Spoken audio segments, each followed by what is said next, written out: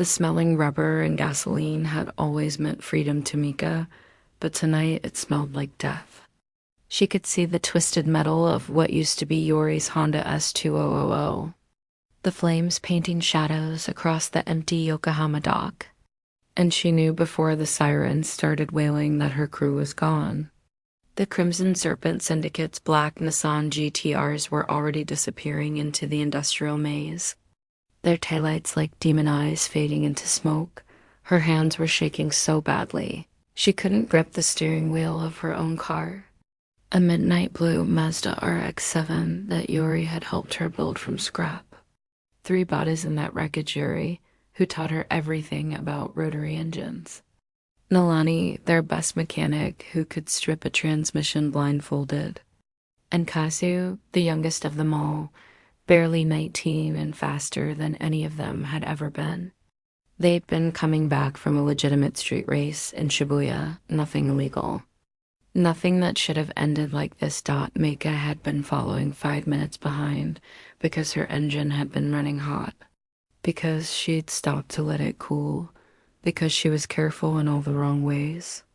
She'd rounded the corner just in time to see the GTRs box them in, Yuri trying to outmaneuver them on the rain-slicked road. The moment when physics and malice combined to send them through the guardrail and into the support pillar at 140 kilometers per hour. No race, no challenge, just execution. The police came and asked questions she couldn't answer through the shock. The next day, the newspapers called it a tragic racing accident, 3 reckless street racers who lost control. The Crimson Serpent syndicate had enough money and enough connections to make sure that's all it would ever be called. Mika went to the funerals and watched Yori's mother weep over a closed casket, watched Nalani's 2 sisters stand there in matching black dresses looking hollow, watched Kazu's father receive the folded flag like his son had died in some honorable war instead of being murdered on a dock road. She spent 3 weeks in her apartment, above the garage they'd all shared in Kenai. 3 weeks of not eating, not sleeping, just staring at the wall where they'd painted their crew logo, a phoenix with engine parts for feathers. The landlord came by to say he'd sold the building to new owners, some subsidiary of some company she'd never heard of, but she'd have 90 days to clear out. Everything was ending, everything was being erased. And she realized that was exactly what the Crimson Serpents wanted. Mika had grown up in these streets, daughter of a Filipino mother and a Japanese father who'd both died when she was 15, leaving her with nothing but a rusted Toyota Corolla and a talent for making machines do impossible things. Yuri had found her racing that Corolla against boys with cars worth 10 times as much, and he'd seen something in the way she took corners that made him offer her a place in his crew. That was 7 years ago, and now all of it was ash. On the 23rd day, she finally left the apartment. She drove to the dock where it happened, parked her RX-7 in the exact spot where she'd watched them die, and got out to walk the skid marks that the rain hadn't washed away yet. The guardrail had been replaced, the scorch marks pressure washed from the pillar, everything sanitized and forgotten. She stood there until the sun went down, until the streetlights flickered on, until she heard the sound of engines in the distance. 4 cars came around the corner, all of them GTRs, all of them painted in variations of black and crimson. They slowed when they saw her, and she recognized the lead car. It had a distinctive scratch on the hood shaped like a lightning bolt. She'd seen that scratch in her nightmares every single night for 3 weeks. The driver's window rolled down, and a man with a shaved head and a scar through his left eyebrow looked at her with something between amusement and contempt. "You should find a new place to grieve. Little girl," he said in Japanese, his accent marking him as Osaka-born. "This road belongs to the Serpents now. Everything in Kenai belongs to the Serpents now." His crew laughed, and she could see at least 2 of them had been there that night. 2 of them had helped box in Yuri's car and send it flying into oblivion. Mika didn't say anything. She just looked at him, memorizing the details of his face, the way his scar pulled his eyebrow into a permanent sneer, the gold tooth that flashed when he smiled. She looked at each of them, burning their faces into her memory like photographs, and then she got back in her RX-7 and drove away. She heard them laughing behind her, heard their engines rev in mockery, and she kept driving. She drove for 3 hours out of Yokohama, away from the coast, into the mountains where the roads turned to switchbacks and hairpin curves. She drove until she reached a town called Hainomata, barely more than a cluster of buildings in the forest, and she parked outside a garage that had no sign but a reputation that preceded it. The garage belonged to a woman named Setsuko, who was 73 years old and had been building race cars since before Mika was born. Setsuko came out wiping her hands on a rag that might have been white 30 years ago, squinting at Mika through glasses held together with electrical tape. "You're Yori's girl," she said, not a question. "Heard what happened. Heard the serpents bought their way out of it." She spat on the ground, a gesture of disgust that needed no translation. "I need to disappear," Mika said. "I need to become someone else." She'd spent the 3-hour drive thinking about what came next, about what justice looked like when the system had already failed, about whether she had the strength to do what needed to be done. By the time she reached Setsuko's garage, she knew the answer. Setsuko studied her for a long moment, then nodded. "Come inside. We have work to do." The garage was larger than it looked from the outside, extending back into the mountain itself, filled with cars in various states of assembly and disassembly. Setsuko led her past a Nissan Skyline R34 that looked like it had been built for time attack, past a Honda NSX with an engine swap that should have been impossible, to a corner where a car sat under a tarp. "This was supposed to be for my granddaughter," Setsuko said, pulling the tarp away. But she decided she'd rather be a doctor than a driver. Probably smarter. Underneath was a Mazda RX-7 FD, the same generation as Mika's, but built like nothing she'd ever seen. The body had been widened, the hood vented, the whole thing sitting on suspension that looked like it belonged on a rally car. "Four-rotor engine," Setsuko continued, running her hand along the fender. "Custom sequential transmission, full roll cage. Everything stripped down and rebuilt for one purpose, to go fast and handle like it's on rails. It's been sitting here for 2 years, waiting for someone who deserves it. I think you might be that person." She looked at Mika with eyes that had seen too much loss themselves. "But first, you need to tell me what you're really planning." Mika told her everything. She told her about the Crimson Serpent syndicate, about how they controlled the underground racing scene in Yokohama and Tokyo, about how they'd expanded from simple street racing into drug trafficking and protection rackets, and all the ugly business that money could buy. She told her about Ryota Takeda, the man who ran the syndicate, a former Yakuza lieutenant who'd gone independent and built an empire on the backs of young racers who thought they were just competing for glory. She told Setsuko about her plan, such as it was to enter the racing world under a new identity, to build a reputation as a driver good enough to challenge the Serpents, to get close enough to their organization to destroy it from within. She told her about the rage that was eating her alive, about how she couldn't sleep without seeing Yuri's car explode over and over again, about how she knew she might die trying, but death seemed preferable to living with this weight. Setsuko listened without interrupting, and when Mika finished, the old woman walked to a workbench and picked up a photograph in a cracked frame.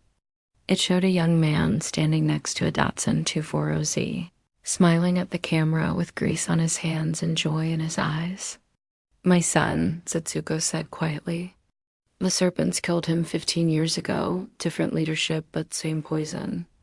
They made it look like an accident too. I spent years trying to get justice through proper channels," she continued, setting the photograph down. Police, lawyers, even tried to reach out to old Yakuza contacts who owed my family favors. Nothing worked. Money and fear are powerful tools, and the serpents have both in abundance. So I understand what you're feeling, and I understand what you're planning. She turned back to Mika. But revenge isn't a straight road. It's a labyrinth, and you can lose yourself in it. I'm already lost, Mika said. At least this way, I'm moving forward. Setsuko nodded slowly, then clapped her hands together. Then we start training tomorrow. You're a good driver, Yuri made sure of that, but you need to be exceptional. You need to be legendary, and you need to be smart, because the moment they realize who you really are, they'll kill you just like they killed your crew. Mika spent the next 6 months in Hinamata, and those months transformed her in ways she hadn't expected. Setsuko worked her harder than anyone had ever worked her before, waking her at 5 in the morning to run mountain trails in the dark, teaching her not just how to drive fast, but how to read a road like a language, how to feel what a car needed before the gauges told her. They rebuilt the four-rotor RX-7 together, and in the process, Setsuko taught her things about engines that even Yuri hadn't known. But it wasn't just mechanical training. Setsuko brought in other people, a rotating cast of specialists who owed her favors or respected her enough to help. There was Hikaru, a forger who could create documents that would pass any inspection, who gave Mika a new identity, Reina Kobayashi, orphaned at 16, raised in Sapporo. No connection to Yokohama or the racing scene there. There was Tamiko, a former hacker who'd retired to the mountains but still kept her skills sharp, who taught Mika how to navigate the digital world without leaving traces.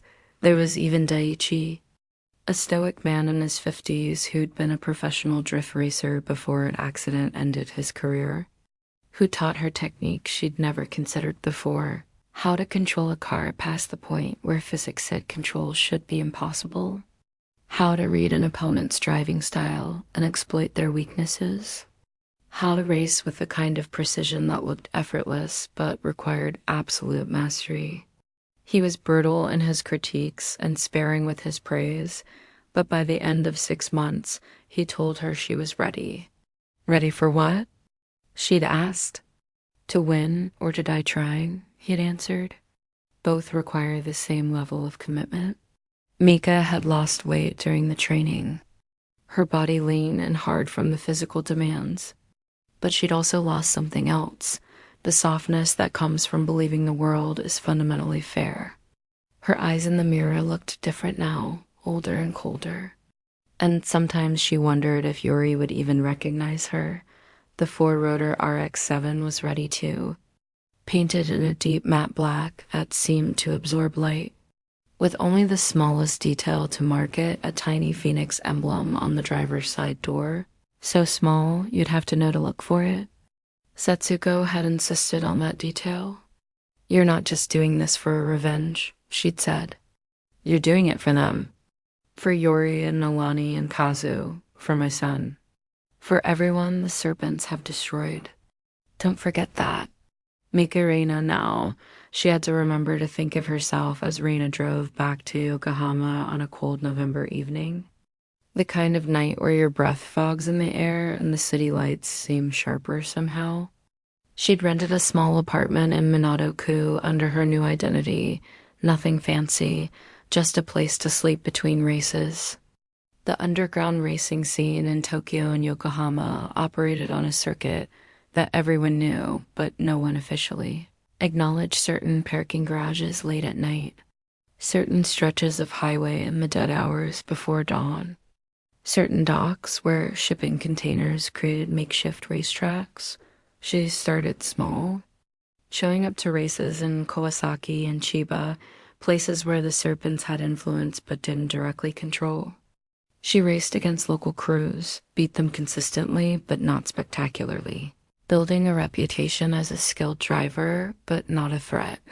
She listened more than she talked, learned the gossip and the hierarchies, figured out who owed money to whom and which crews were rising and which were falling. She kept her helmet on and her visor dark, cultivating an air of mystery that some found intriguing and others found irritating. It took 3 months before someone from the Crimson Serpents showed up at one of her races. She'd been competing on a route through the Bayshore, a straightaway that favored raw power, and she'd just beaten a modified Supra by half a car length. The crowd was exchanging money and arguing about whether her victory was skill or luck when a Crimson GTR pulled up, and a woman got out wearing a leather jacket with a serpent embroidered on the back. Her name was Etsuko, and she was the Serpent's chief recruiter, the person who found talent and brought it into the organization. She was beautiful in a way that was almost predatory, with sharp features and sharper eyes, her hair cut in an asymmetrical bob that somehow made her look even more dangerous. Reina Kobayashi, she said, pronouncing the false name like she was tasting it. You're making noise in the scene. People are talking about the masked driver with the black RX-7. I just like to race, Reina said, keeping her voice level, staying in character. Good way to make money if you're good at it. Etsuko smiled, the kind of smile that didn't reach her eyes. You're better than good. You're exceptional. And exceptional drivers get noticed. My organization is always looking for talent. Your organization? Reina repeated. You mean the Crimson Serpents? She let a little bit of awe creep into her voice, like she was impressed rather than disgusted. I've heard of you. You run most of the serious races in Yokohama, right? Etsuko's smile widened. We run more than races. We run an empire. And we take care of our people protection, equipment, access to races where the real money flows. What's the catch? Reina asked. There's always a catch. Etsuko laughed. Smart and fast. I like that. The catch is loyalty. You race for us, you race under our banner, and you follow our rules. We don't tolerate betrayal, and we don't tolerate failure. But if you can win, if you can help us maintain our position at the top, you'll never want for anything. Reina pretended to consider it, letting the silence stretch out just long enough to seem like genuine deliberation. I'll think about it, she said finally. Where do I find you if I'm interested? Etsuko handed her a card with nothing on it but a phone number embossed in crimson ink. Call that number when you're ready. But don't wait too long. Opportunities like this don't stay open forever. She waited 2 weeks before calling the number, long enough to seem cautious, but not so long that they'd lose interest.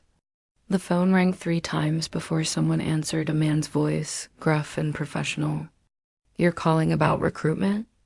Etsuko gave me this number, Reina said.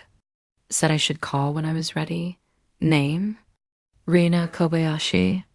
There was a pause, the sound of typing on a keyboard. You're the Bayshore driver?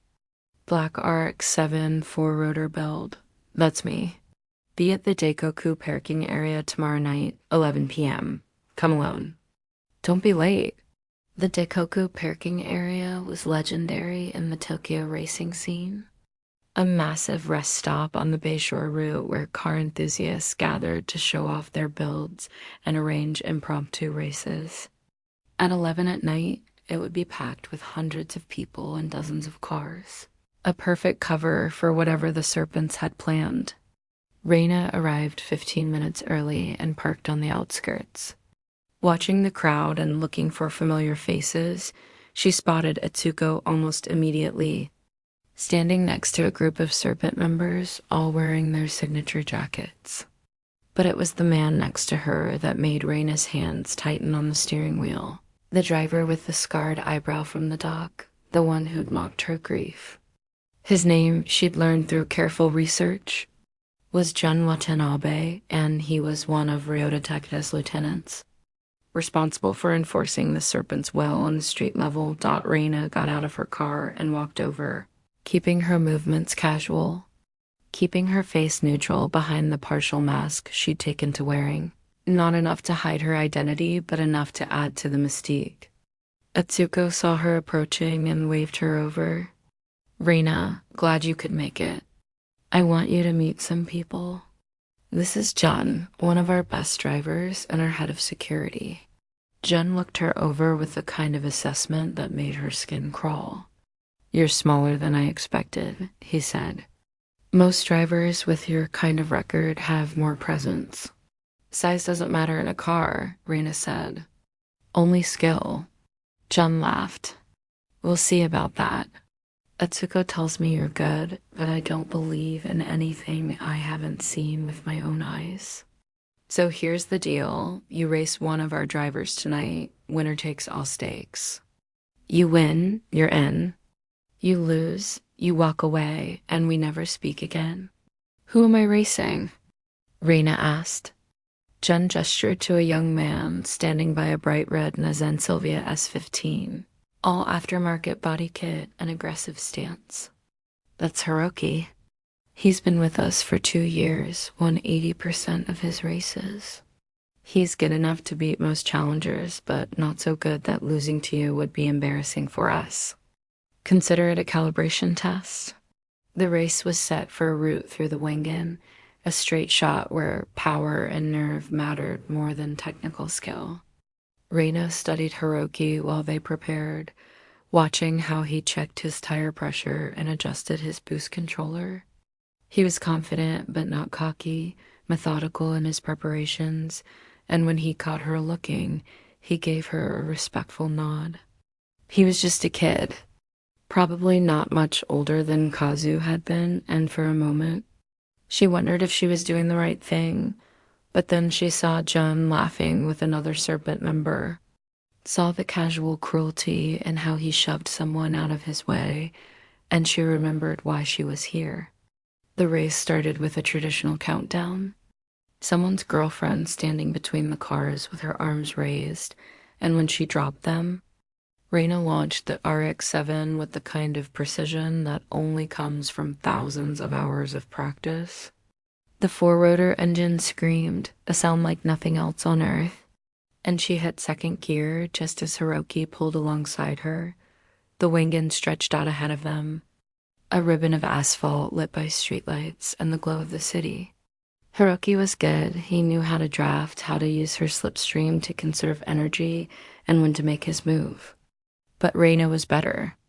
She'd spent 6 months learning to read a road like a book, and she could see the imperfections in the pavement that would affect grip, could feel the slight crosswind coming off the bay that would push lighter cars to the left.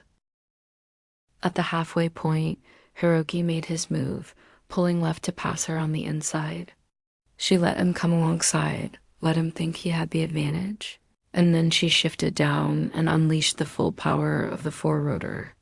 The RX-7 surged forward like it had been shot from a cannon, the speedometer climbing past 200 kilometers per hour, and she crossed the finish line 3 car lengths ahead of him. The crowd that had gathered at the endpoint erupted in cheers, and she could see money changing hands. That's being settled. John was waiting for her when she got out of the car, and his expression was different now, still hard, still dangerous, but with a layer of respect that hadn't been there before. Okay, he said. You can drive. Atsuko was right about you.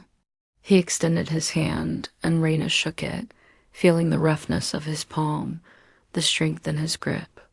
Welcome to the Crimson Serpents. The initiation ceremony was held 3 days later in a warehouse in Yokohama that the Serpents used as their headquarters. It was a sprawling space filled with cars in various states of modification, tools hanging from pegboards, and the smell of motor oil and welding fumes. At one end was an office where Ryota Takeda held court, but Reina wouldn't meet him, yet new recruits had to prove themselves first. Had to show they were worth the boss's time. Atsuko presented her with a jacket, black leather with the Crimson Serpent embroidered across the back, and explained the rules. You race when we tell you to race. You work when we tell you to work. 20% of your winnings go to the organization, and in exchange, we provide you with everything you need: parts, protection, access to the best races in Japan. You break the rules, you face consequences. You betray us, you die. Simple as that. Reina put on the jacket and felt the weight of it, both literal and metaphorical. She was inside now, inside the organization that had killed her crew. And every moment from here on out would be a performance. A tightrope walk between maintaining her cover and gathering the information she needed. She met the other drivers, a dozen men and women of various ages and backgrounds, all united by their skill behind the wheel and their willingness to work for an organization that operated outside the law. Some of them were friendly, like a driver named Osamu who offered to show her around the warehouse and introduce her to the mechanics. Some were standoffish, like a woman named Chio who made it clear she didn't trust newcomers and wouldn't until they'd proven themselves.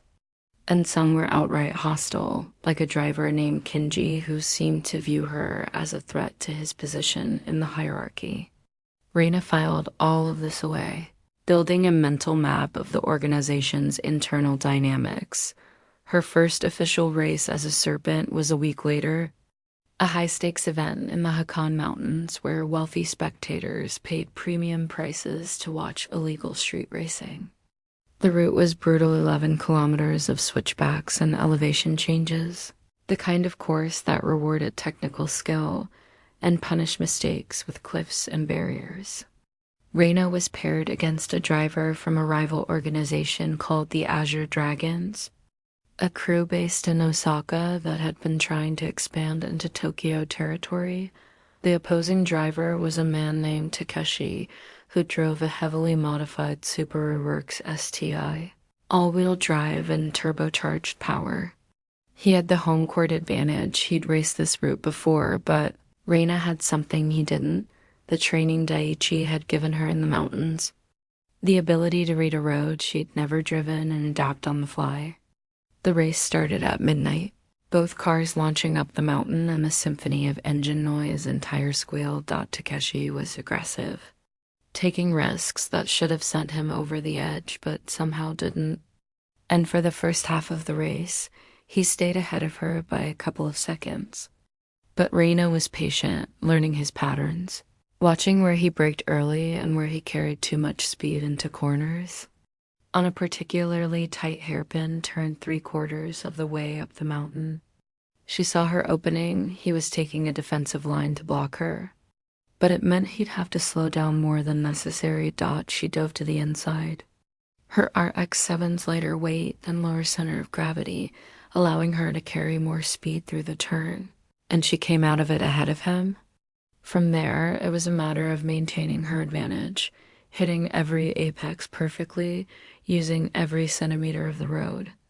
She crossed the finish line 6 seconds ahead of Takeshi, and the crowd of spectators erupted in applause and shouting. Jen was there, watching from the sidelines, and when she got out of the car, he actually smiled. "You're the real deal," he said. "Takeda is going to want to meet you." That meeting came 2 days later.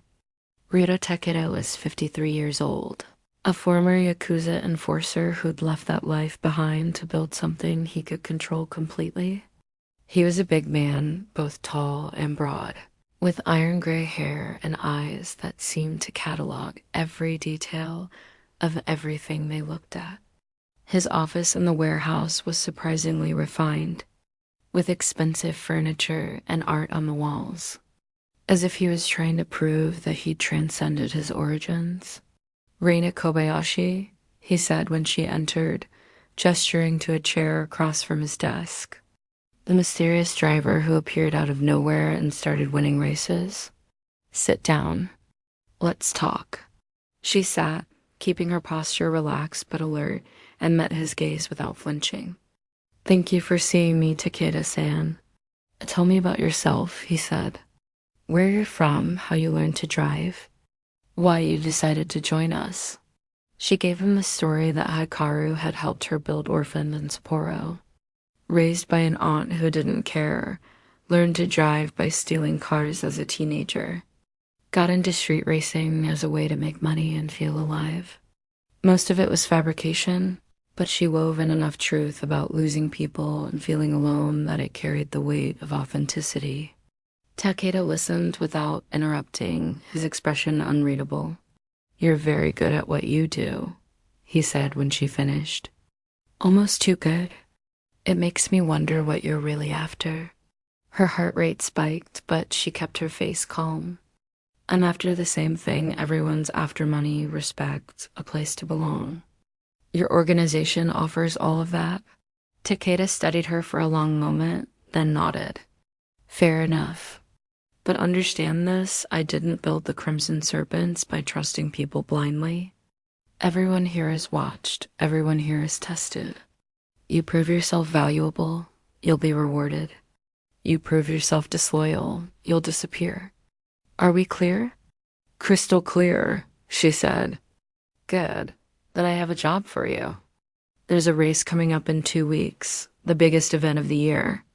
The Midnight Run Tokyo to Osaka, 300 kilometers, no rules except get there first. We've won it for the last 5 years, and we're going to win it again. You're going to be one of our drivers." He pulled out a folder and slid it across the desk. "Study this. The route, the competition, everything you need to know. Don't disappoint me." Reina took the folder and left his office, her hand shaking slightly once she was out of sight. She'd made it into the inner circle, but she also knew she was being tested, watched for any sign of disloyalty. That night, in her apartment, she opened the folder and studied its contents. The Midnight Run was legendary, a race that attracted the best drivers from across Japan, with prize money in the tens of millions of yen and reputation that could make or break a career. But as she read through the details, she noticed something else. One of the sponsors listed for the event was a company called Takara Logistics, and a quick search on Tomiko's secure network revealed it was a front for the Serpent's drug trafficking operations. The race wasn't just about glory, it was about money laundering, about legitimizing illegal funds through a high-profile event. This was exactly the kind of information she needed. She spent the next 2 weeks preparing, both physically and mentally. During the day, she raced with other serpents, building relationships and learning more about the organization's structure. She discovered that Jen Watanabe wasn't just a driver. He was also responsible for enforcing discipline, for making people who crossed the serpents disappear. She learned that Atsuko recruited not just drivers, but also mechanics and hackers, building a support network that made the serpents nearly untouchable. And she learned that Ryuta Takeda had ambitions beyond street racing and drug trafficking. He wanted to expand into legitimate business, to use the serpents as a foundation for a corporate empire. The Midnight Run was part of that plan, a way to show investors that he could organize large-scale events and turn a profit.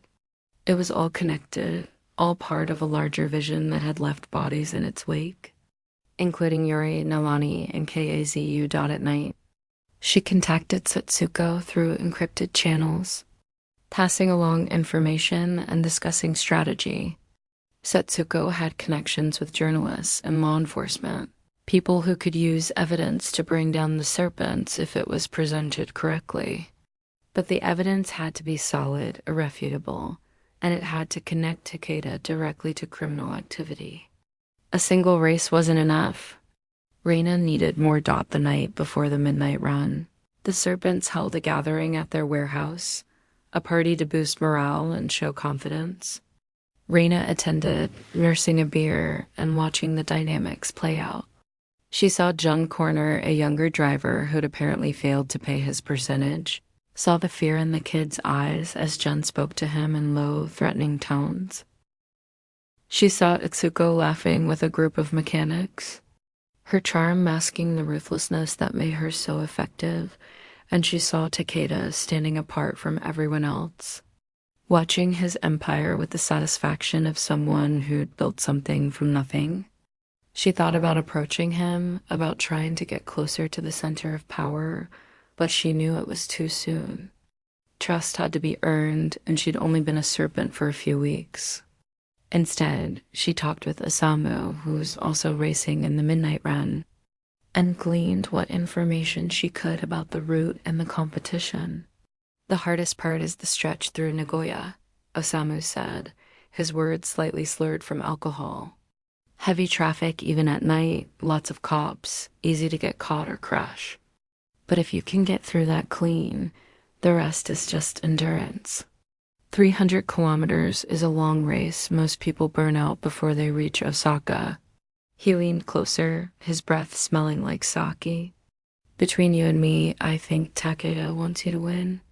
You're his new favorite, the mysterious driver who came out of nowhere. It's good for the brand. The Midnight Run started at 2 in the morning from a parking garage in Roppongi, with 30 drivers lined up in 2 rows. The rules were simple. First to reach the designated finish point, and Osaka won everything. There were no checkpoints, no official marshals, just GPS trackers to verify the route and spotters along the way to report progress. The prize was 50 million yen, for the Serpents. The real prize was the prestige and the message it sent to rival organizations. Reina sat in her RX-7. Hands on the wheel, breathing slowly to calm her nerves. Around her were some of the best illegal street racers and Japan drivers, from the Azure Dragons, from smaller independents, and from the Serpents themselves. Jen was driving a GTR2 cars to her left, and when he caught her looking, he gave her a nod that might have been encouragement or might have been a warning. The countdown started, someone shouting numbers in Japanese. And then they were off. The first 30 kilometers were chaos.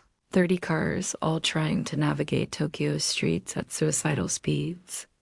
Some drivers already making mistakes and crashing out. Reina stayed in the middle of the pack, conserving energy, learning which drivers were reckless and which were skilled. She saw John pull ahead aggressively, using the GTR's power to intimidate other drivers out of his way.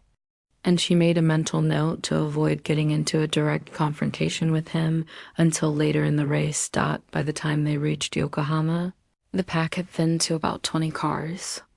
Reina moved up to 5th place, drafting behind a driver in a modified Toyota Supra to conserve fuel. The driver seemed to realize what she was doing and kept trying to shake her, but she stuck to him like a shadow, reading his moves before he made them. When they hit the highway stretch toward Nagoya, she finally made her move. Using the 4 rotors' power to blow past him on a straightaway, the Nagoya section was exactly as brutal as Osamu had described: heavy traffic, narrow lanes, and patrol cars everywhere.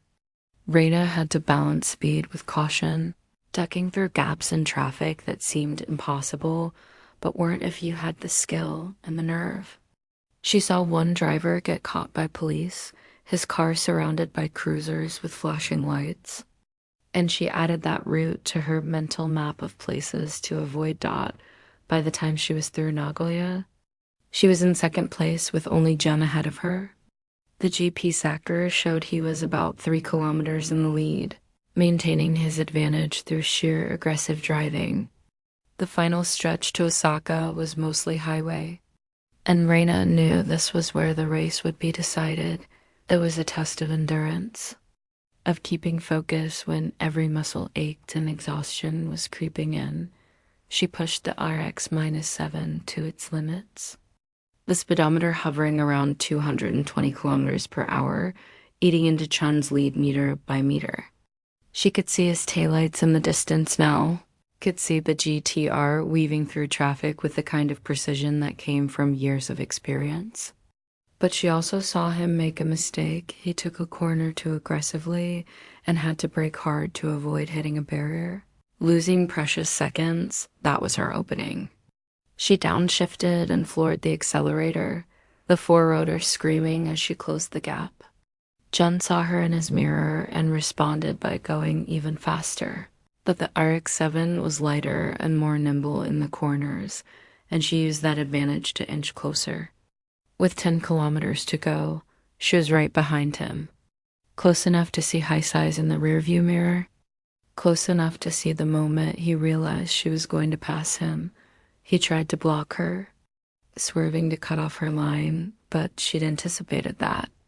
She feinted left, then dove right when he moved to defend, and suddenly she was alongside him. They raced like that for 5 kilometers, neither giving an inch, the finish line approaching fast. And then, in a moment of perfect clarity, Reina saw exactly what she needed to do. There was a slight bend in the highway ahead, nothing dramatic, but enough that positioning mattered.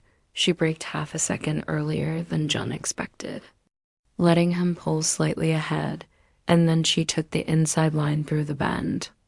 The RX-7's superior handling allowed her to carry more speed, and she came out of the turn ahead of him by half a car length. The finish line was a kilometer away, and she used every ounce of power the four-rotor could produce to extend her lead. She crossed the line 3 seconds ahead of John, and the spotters erupted in cheers and disbelief. She'd won. A newcomer to the Serpents had beaten their best driver in the most prestigious race of the year. Reina climbed out of the car, her legs shaking from adrenaline and exhaustion, and found herself surrounded by spectators, other drivers, journalists who'd been covering the race. John pulled up beside her, and for a moment, she thought he might be angry. But instead, he got out and extended his hand. "Hell of a race," he said, and there was genuine respect in his voice. "You earned that win." She shook his hand, and then Takeda was there, pushing through the crowd, his face beaming with satisfaction. "Reina Kobayashi," he said loudly enough for everyone to hear. "The Crimson Serpent's newest champion. You've brought glory to our organization, and you'll be rewarded for it." The reward came in multiple forms. There was the prize money, of course, but there was also something more valuable: access. Takeda invited her to a private meeting 2 days after the race, in a penthouse apartment in Osaka that served as one of his secondary headquarters. This time, there were other people present, business associates, people in expensive suits who clearly weren't part of the racing scene. "Reina, I want you to meet some friends of mine," Takeda said, gesturing to the assembled group. "They represent various business interests that align with ours, and they've been very impressed by your performance in the Midnight Run. We're discussing a new venture, something that will elevate the Crimson Serpents to the next level, and I think you could play a role in it." One of the suited men, a thin individual with wire-rimmed glasses, spoke up. "We're planning to open a series of legitimate racing schools across Japan, using the Serpent's reputation to attract students. It's a way to launder money, yes, but it's also a genuine business opportunity. We need drivers who can serve as instructors, people with skill and charisma. You'd be perfect for that role." Reina listened as they outlined the plan, and she realized this was even bigger than she'd thought. The racing schools were just the surface underneath, were plans for importing and distributing drugs using the school's logistics network, for recruiting young drivers who could be manipulated into working for the organization, for expanding the Serpent's influence into legitimate society. It was brilliant, and it was horrifying, and she knew she had to stop it, but she also knew she couldn't act yet. She needed more evidence, more connections between Takeda and the criminal activities. So she smiled and nodded and accepted the role they offered her, becoming even more entangled in the organization she planned to destroy. Over the next few months, she raced in smaller events, maintaining her reputation, but she also started gathering evidence, photographs of drug shipments, recordings of incriminating conversations, financial documents that showed the money flow. She was careful, so careful, using techniques Mika had taught her to avoid detection. She never took documents physically, only photographed them with a camera hidden in a pen. She never asked direct questions, only listened and pieced together information from casual conversations. And she never, ever gave anyone reason to doubt her loyalty. But it was exhausting living a double life, being Reina during the day and Mika and the brief moments when she was alone. The breaking point came 6 months after she joined the Serpents. She was at the warehouse when she overheard Jun talking with Kenji about a problem driver from a rival crew. Takeda wants it handled the same way we handled that crew in Kanai last year, Jun said, and Reina's blood turned to ice. Kanai, that was where Yori's crew had been based, where she'd lived before everything fell apart. The RX-7 crew? Kenji asked. Yeah, I remember that. Clean job, made it look like an accident. You want me to do the same with this one? Jun nodded. Tonight. Make sure there are no witnesses.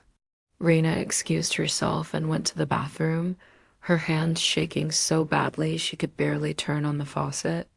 This was a direct confirmation that Jun had killed her crew on Takeda's orders, and they were about to do it again to someone else. She had a choice to make. She could continue gathering evidence, building an airtight case that would take months more. Or she could act now, try to save the rival driver, and risk exposing herself. The smart choice was to wait, to be patient. But Mika had never been particularly patient, and Reina was just a mask she wore. She pulled out her phone and sent a quick encrypted message to Tamiko. Need police at the following location tonight. Anonymous tip. Life or death. Then she found Kenji and offered to help with the job. He was surprised, but didn't refuse. More people meant less risk. They drove to the location, a stretch of road near the waterfront where the rival driver would be passing through after a race in Kawasaki. Reina's mind was racing, trying to figure out how to stop this without revealing herself. The plan was simple: box in the target's car and run them into a barrier. Make it look like they lost control. But when the target appeared, a young woman driving a bright blue Honda Civic, Reina saw herself 6 months ago, saw Yori and Nolani and Kazu, and something broke inside her. When Kenji moved to box in the Civic, Reina deliberately clipped his bumper, sending him spinning out of control and away from the target. The Civic's driver, sensing danger, accelerated away and disappeared into the night. Kenji recovered control and immediately knew what had happened. What the hell was that? He screamed at her. You hit me deliberately? Reina could have lied, could have said it was an accident, but she was still lying. Yeah, I did. Because I'm not going to help you murder innocent people. Kenji stared at her in disbelief, then reached for his phone. Takeda's going to hear about this. You're dead. Reina didn't wait for him to make the call. She drove off at full speed, her mind calculating odds and options. She had maybe an hour before the Serpents realized what had happened and came after her. An hour to gather the evidence she'd collected, to get it to someone who could use it, and to disappear. She drove to her apartment, grabbed the hidden cache of documents and photos, and then drove to a prearranged meeting point where Setsuko was waiting. It's over, she said, handing Setsuko the evidence. I blew my cover. They're going to come after me. Setsuko looked at the documents, then at Reina. This is enough. I have a contact in the police, a detective who's been trying to build a case against Takeda for years. I'll get this to him tonight, but you need to disappear right now. They'll kill you if they find you. I'm not running, Reina said quietly. I've been running, hiding, playing games for months. I'm done with that. If they want me, they can come find me. Setsuko grabbed her shoulders. That's suicide. You might have blown your cover, but you're still alive. Take that win and disappear. Start over somewhere else. But Reina was already thinking about the one thing she hadn't done yet: confront Takeda directly. Make him understand what he'd taken from her. She drove back to Yokohama, to the warehouse where the Serpents gathered. It was late at night, but the place was still active mechanics working on cars, drivers hanging around, the usual controlled chaos. She parked her RX-7 in the middle of the garage floor and got out, standing there waiting. It didn't take long for Jun to appear, along with a dozen other serpents, all of them looking angry and confused. Reina, Jin said, his voice cold. You made a big mistake tonight. Takeda wants to see you. Now. She followed them to Takeda's office, walking through the crowd of serpents who parted to let her pass, everyone sensing that something significant was happening. Takeda was waiting behind his desk, and when she entered, he dismissed everyone else except Jun. The door closed, and for a moment there was silence. I'm disappointed, Takeda said finally. I gave you everything: money, respect, a place in my organization. And you betray me over some nobody from a rival crew? Reina reached up and pulled off the partial mask she'd been wearing, then slowly removed the colored contacts that had changed her eye color. She let Takeda see her real face, see the recognition dawn in his eyes. You don't remember me, she said. But you should. My name isn't Reina Kobayashi. It's Mika Takahashi. I was part of a crew in Kanaimi, Yuri Matsuda, Milani-chan, and Kazu Yamamoto. Your people killed them a year ago? Ran them off the road and made it look like an accident. She saw the moment he understood, saw the calculation in his eyes as he realized exactly how badly he'd been infiltrated. Jun reached for something under his jacket. Probably a weapon, but Takeda held up a hand to stop him. Interesting, Takeda said, his voice calm despite the situation. You've been playing a very dangerous game, Mika, and you played it well. I genuinely didn't suspect. But now you've revealed yourself, and I'm curious why. What's the end game here? Revenge? Justice, Mika said. I've given evidence of your criminal operations to the police. By tomorrow, they'll have enough to shut you down. The drug trafficking, the money laundering, the murders, all of it documented. Your empire is over. Takeda actually laughed. You think the police can touch me? I've been paying off cops and prosecutors for years. Whatever evidence you think you have, it'll disappear before it reaches a courtroom. Maybe, Mika admitted. But I also gave copies to journalists. And to your business partners, the ones who don't know about the criminal side of your operations. By morning, everyone will know what you really are. You might escape jail, but you won't escape exposure. She saw anger flicker across his face for the first time. Your organization will crumble. Your people will turn on you to save themselves. And everyone will know that it was brought down by one driver seeking justice for her crew. Jem moved then, pulling a gun from his jacket and pointing it at her. Enough talking. She's a traitor and she dies. But before he could pull the trigger, the warehouse doors burst open and armed police flooded in, shouting commands in Japanese. Setsuko's contact had worked faster than expected, had used the evidence to get a warrant and organize a raid. The serpents scattered, but there was nowhere to go. The building was surrounded. Takeda stood slowly, his hands raised, his expression shifting from anger to resignation. You actually did it, he said to Mika. You destroyed everything I built. She looked at him. This man who'd ordered the deaths of the people she loved, and felt the rage that had been driving her for a year finally start to ease. You destroyed yourself. I just made sure everyone knew about it. The police arrested Takeda, Jun, and 24 other serpents that night. The evidence Mika had gathered, combined with testimony from drivers who flipped to save themselves, was enough to charge the organization's leadership with everything from drug trafficking to murder. The trial would take months, but the Crimson Serpents as an organization was finished.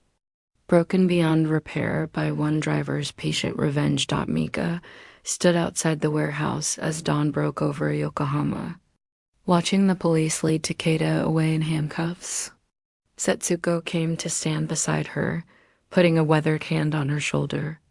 You did it, the old woman said. Your crew can rest now. Mika nodded, but she felt empty rather than triumphant. The revenge was complete, but it hadn't brought Yori, Nalani, or Kazu back. It hadn't erased the pain or the loss. It had just ended one chapter and opened another dot in the weeks that followed. She gave testimony at hearings and trials, watching as the full scope of the Serpent's crimes was revealed to the public. The racing school's plan was exposed, the money laundering scheme unraveled, and dozens of people were arrested or fled the country. Jun Watanabe was charged with multiple counts of murder, including the deaths of Yori, Nalani, and Kazu. The trial would take time, but Mika knew justice was finally coming. She sold her. Our X7, the Black Forerunner. That had been her weapon and her disguise, and used the money to establish a memorial fund for young drivers who'd been exploited by criminal organizations. She worked with Setsuko to create a legitimate racing program, one that taught skill and safety without the corruption that had poisoned the underground scene. And slowly, gradually, she started to feel like herself again. Not Reina, not even the Mika who'd existed before the tragedy, but someone knew someone forged by loss and tempered by justice. 1 year after the warehouse raid, Mika stood at the dock where her crew had died, watching the sun set over the water. She'd brought flowers, 3 bouquets, one for each of them. She placed them on the ground where the crash had happened, where the guardrail had been replaced and the scorch marks had faded. She spoke to them in her mind, telling them about everything that had happened, about how she'd honored their memory. "I didn't bring you back," she said quietly, the words carried away by the wind. "But I made sure they didn't get away with it. I hope that's enough. I hope you can rest now." She stood there for a long time, remembering the good times late night racing, working on engines together, the camaraderie that came from being a crew. And then she got into her new car, a simple Honda Accord that she'd bought for practical transportation rather than speed, and drove away. The underground racing scene in Tokyo and Yokohama was different now. The Serpent's collapse had created a power vacuum, but it had also made people more cautious, more aware of the real costs of criminal involvement. Some crews went legitimate, organizing legal track days and sanctioned events. Others went deeper underground, but they were smaller, less organized, less willing to cross certain lines. The landscape had changed, and Mika had been the catalyst for that change. She still drove fast sometimes, late at night when the roads were empty and the city was asleep. But it was different now, not about proving herself or seeking vengeance, just about the pure joy of motion, of mastering a machine and a road. She thought about Yori sometimes, about how he'd taught her that driving wasn't just about speed, but about understanding, about connecting with the car and the road in a way that transcended mechanics. 18 months after the warehouse raid, Mika received a letter from Jun Watanabe's lawyer. Jun was facing life in prison, and he wanted to speak with her. She almost threw the letter away, but curiosity won out. She agreed to a meeting at the detention center where he was being held, wondering what he could possibly have to say to her. When she entered the visiting room and saw him through the glass, she was struck by how diminished he looked, the arrogance and cruelty gone, replaced by something that might have been regret. "Thank you for coming," he said through the phone. "I wasn't sure you would." Mika didn't say anything, just waited for him to continue. Jun looked down at his hands. "I wanted to apologize. I know it doesn't mean anything. I know it doesn't change what I did, but I wanted you to hear it. What we did to your crew, what I did, it was wrong. I told myself we were just following orders, that it was business, but that's all bullshit. I murdered 3 innocent people because Takeda told me to." "Why are you telling me this?" Mika asked. "Because I've had a lot of time to think," Jen said. "And I realized that I became a monster without even noticing it happening. The first time I hurt someone for the Serpents, it bothered me. But it got easier each time until it didn't bother me at all. Until I could run people off the road and sleep fine that night. I don't expect forgiveness, but I wanted you to know that I understand what I took from you. Mika looked at him for a long moment. You're right. I don't forgive you. What you did is unforgivable, but I appreciate you being honest. Jen nodded, accepting that. For what it's worth, you were the best driver I ever raced against. That midnight run, I've never been beaten like that before. You earned that win, and you earned everything that came after. The conversation ended shortly after, and Mika left feeling strange. The apology didn't change anything, didn't bring anyone back. But it was a reminder that even the people who'd hurt her were human, capable of growth and regret. 2 years after infiltrating the Serpents, Mika was approached by the Tokyo Metropolitan Police. They wanted to hire her as a consultant, someone who could help them understand the underground racing scene and identify criminal organizations before they grew too powerful. It was ironic she'd spent so long operating outside the law, and now the law wanted her help. But she accepted, seeing it as a way to prevent other crews from being destroyed, the way hers had been. She worked with a detective named Hane Sato, a woman in her 40s who'd been trying to clean up illegal street racing for a decade. Together, they identified patterns, tracked money flows, and built cases against organizations that were following in the Serpent's footsteps. It was satisfying work, using her knowledge and skills for something constructive. And Hane became something like a friend, one of the few people who understood what Mika had been through.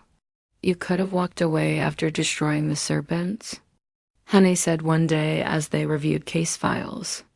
You'd done what you set out to do. Why keep fighting? Mika thought about it. Because it's not just about my crew anymore. It's about making sure this doesn't happen to anyone else. The racing scene should be about skill and passion, not murder and drugs. Someone has to protect that. 3 years after the warehouse raid, Takeda's trial finally concluded. He was found guilty on 43 counts, including conspiracy to commit murder, drug trafficking, and racketeering. The judge sentenced him to life in prison without the possibility of parole. Mika attended the sentencing, sitting in the courtroom gallery and watching as the man who'd ordered her crew's death was led away in chains. She felt closure then, finally. The last piece of her revenge falling into place outside the courthouse. A reporter approached her. Mika Takahashi, you were instrumental in bringing down the Crimson Serpents. How does it feel to see justice served? She considered the question. It feels like the end of something and the beginning of something else. My crew didn't get to see this day, but I hope they know I didn't let their deaths go unanswered. And I hope other people in the racing scene learn from this that crime doesn't pay, that you can't build an empire on other people's suffering. The reporter asked a few more questions, but Mika kept her answers brief. She didn't want to be famous for this, didn't want to be defined by revenge and tragedy. She wanted to move forward, to build something positive from the ashes. That night, she drove to Setsuko's garage in the mountains, making the 3-hour journey that had become familiar over the years. The old woman was working on a classic skyline, her hands still steady despite her age. Saw the news about Takeda's sentencing, Setsuko said without looking up. It's over then. Yeah, Mika said. It's over. Setsuko finally looked at her, wiping her hands on that same old rag. So what now? You going to keep working with the police, keep fighting the good fight? Mika nodded. For now. Until I figure out what else I want to do with my life. I'm only 25, I've got time to find a new purpose. You're tougher than my son was, Setsuko said quietly. He would have been proud to know you. It was the highest compliment Mika had ever received. She stayed at the garage for a week, helping Setsuko with builds, and just enjoying the simplicity of working with cars without the weight of revenge hanging over her. When she finally drove back to Tokyo, she felt lighter than she had in years, 4 years after joining the Serpents, Mika organized the first annual Yori Matsuda Memorial Race, a legal track event held at Fugi Speedway. She'd partnered with legitimate racing organizations and safety advocates to create an event that celebrated skill while emphasizing responsibility. The prize money was modest, but the prestige was real, and drivers from across Japan competed. Nolani's sisters attended and Kazu's father, and they told Mika that the celebration of racing done right was the perfect tribute dot at the event. She met a driver named Sakura, a young woman from Fukuoka who reminded her a little of herself at that age, hungry to prove herself, willing to take risks, but fundamentally good-hearted. They talked after the race, and Mika found herself taking on a mentorship role, teaching Sakura about driving, but also about staying clean, about not getting sucked into the criminal side of the scene. It felt like passing the torch, like honoring Yuri's legacy by doing for Sakura what he'd done for her. "You're really good," Sakura said after they'd done a few laps together. "Like scary good. Why aren't you racing professionally?" Mika smiled. "I had my time on the circuit. Now I'm more interested in making sure the next generation gets to race without the dangers I faced." Sakura seemed to understand. "The Crimson Serpents. I've heard stories. Is it true you took them down from the inside?" "Stories get exaggerated," Mika said. "But yeah, I did what I had to do. And I don't regret it." They drove for another hour, and watching Sakura improve her technique, seeing the joy on her face when she nailed a difficult corner, it reminded Mika why she'd fallen in love with racing in the first place. Not for revenge or money or glory, but for the pure transcendent feeling of mastery, of pushing yourself and a machine to their limits and finding beauty in that moment. 5 years after the warehouse raid, Mika stood on stage at a conference about automotive safety and street racing culture. She'd been invited to speak about her experiences, about the dangers of criminal involvement in racing, and about the path forward. The audience was diverse police officers, racing enthusiasts, former street racers, parents of kids who died in illegal races. She'd been nervous about public speaking, but once she started talking, the words flowed naturally. "I lost 3 people I loved to the Crimson Serpents," she said, her voice steady. "And I spent a year of my life plotting revenge. I don't regret destroying that organization, but I do regret that it took tragedy to make me understand what was really important. Racing should be about pushing limits, about skill and competition, about the relationship between a driver and a machine. It shouldn't be about drugs or violence or exploitation. We can do better. We have to do better." The applause was thunderous, and afterward, dozens of people came up to thank her, to share their own stories, to ask for advice. She spoke with each of them, offering what wisdom she could, feeling like maybe she'd finally found her purpose.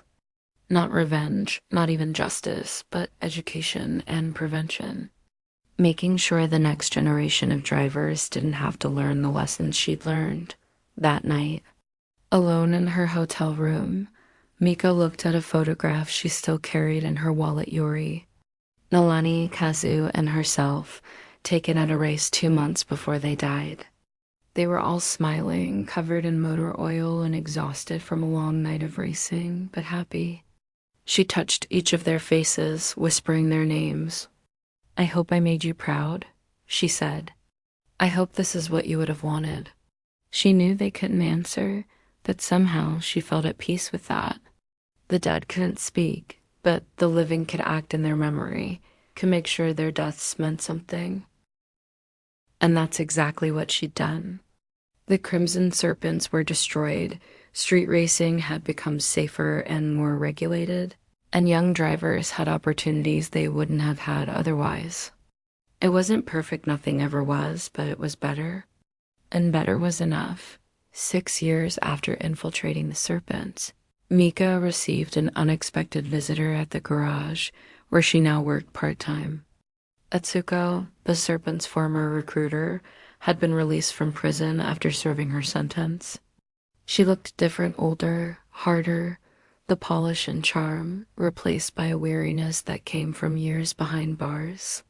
She stood in the doorway, hesitant, clearly unsure of her welcome. "I know I have no right to be here," Atsuko said, "and I'll leave if you want me to. But I wanted to thank you." Mika set down the wrench she'd been holding. "Thank me? For what?" "For bringing it all down," Atsuko said. "I was so deep in it, so convinced that what we were doing was just business, that I'd lost sight of reality. Prison gave me time to think, to understand the harm we caused. You could have killed Takeda, killed Jun, killed me, but you chose justice instead. That took more strength than revenge would have." They talked for an hour, and Mika learned that Atsuko was trying to rebuild her life, working with at-risk youth to steer them away from the paths she'd taken. It was redemption of a sort, and Mika found herself respecting that effort. Not forgiving some things couldn't be forgiven, but acknowledging the attempt to be better. When Atsuko left, Mika felt another piece of the past settle into place. Another connection resolved. 7 years after the warehouse raid, Mika attended the wedding of Nalani's younger sister, Chen Wei. It was a beautiful ceremony, and during the reception, Wei pulled Mika aside. "I want to show you something," she said, leading her to a display of photographs. Among the wedding photos and family pictures was one of Nalani, and next to it was a small plaque that read, "In memory of Nalani-chan, who taught us that family isn't just blood, but the people who stand beside you in the race of life. You gave us closure," Wei said, tears in her eyes. "You made sure her death wasn't meaningless. Our parents can finally sleep at night, knowing that the people responsible face justice. Thank you for that. Thank you for caring enough to risk everything." Mika hugged her, both of them crying, and she realized that these moments of connection, of shared grief transformed into shared healing, was what made it all worthwhile. 8 years after destroying the Crimson Serpents, Mika opened her own racing school in partnership with Setsuko and Hane. It was everything the Serpents planned schools would have been, but legitimate, teaching young drivers skill and safety, providing opportunities for those who couldn't afford traditional racing programs, creating a community built on mutual respect rather than fear. The first class had 20 students, and Sakura was one of the instructors. Having grown into an exceptional driver herself, on the opening day, Mika stood in front of the students and told them her story. She didn't hide anything: the tragedy, the infiltration, the revenge, the costs and consequences. She wanted them to understand that racing could be pure and beautiful, but it could also be corrupted and deadly. The choice was theirs, but she would do everything in her power to help them choose wisely. "Racing saved my life," she told them, "but it also almost destroyed it. The difference was the people around me, the ones who taught me that skill should be used to build, not destroy. I'm going to teach you everything I know about driving, but I'm also going to teach you about integrity, about making choices you can live with. Because at the end of the day, it's not about who's fastest. It's about who you become in the pursuit of speed." The students listened with rapt attention, and Mika could see in their eyes the same hunger she'd had at their age. But she could also see caution, awareness, a willingness to learn from her mistakes rather than repeat them. It was enough. It was more than enough. She thought about Yori, about how he'd seen potential in a 15-year-old kid with a rustic Corolla and offered her a chance. Now she was doing the same, paying forward the gift he'd given her. That night, Mika drove alone to the dock where it had all started. 8 years had passed since she'd stood here watching her crew die, and the place looked different now, developed, gentrified, cleaned up. The guardrail where Yori had crashed through was long gone, replaced by a concrete barrier and safety fencing. But she could still see it in her mind, could still hear the sound of metal crumpling and fire roaring. I did it, she said to the ghosts of her past. I tore them down piece by piece, and then I built something better in their place. I hope that's enough. I hope you can rest now, knowing that your deaths led to something meaningful. The wind off the bay was cold, but she stood there for a while anyway, saying goodbye to the anger and pain that had defined her for so long. When she finally got back in her car, a new RX-7, this one built for teaching rather than racing, and drove away, she didn't look back. The past was settled, the debts paid, the revenge complete. What lay ahead was uncertain, but it was hers to shape. She'd started as a girl seeking vengeance and become a woman building community. The transformation hadn't been easy or clean, but it was real. And as she drove through the streets of Yokohama, the city lights reflecting off her windshield, Mika allowed herself to feel something she hadn't felt in years: hope. Not for changing the past or erasing the pain, but for the future, for the students she would teach, for the lives she might save, for the possibility that something good could grow from tragedy. The road ahead was long, but she'd learned to be patient, to plan, to persevere. She was Mika Takahashi, and she was finally truly free.